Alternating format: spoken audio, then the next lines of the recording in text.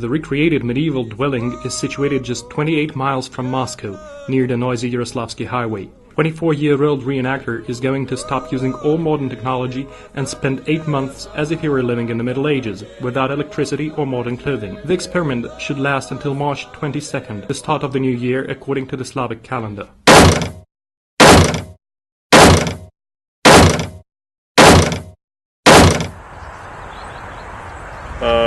Реконструкция X века, это эпоха викингов, можно взять чуть шире, 9 начало 11 регион относится к Новгороду, Старой Ладоге, северу Руси, короче говоря.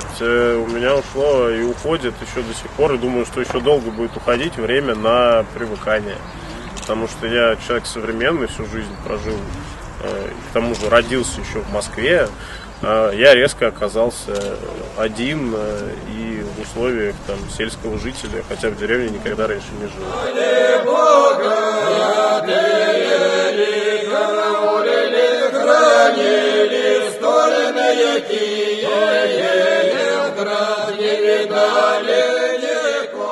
Просто человеку было интересно, во-первых, первое, это проверить чисто и с исторической точки зрения, и с человеческой. Сможет ли, допустим, человек, живя физически в 21 веке, жить по законам и 9 века?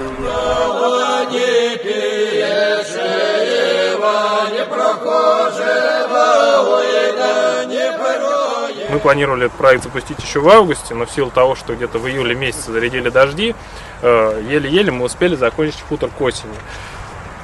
Есть определенный запас продуктов, который позволяет Паше сводить концы с концами.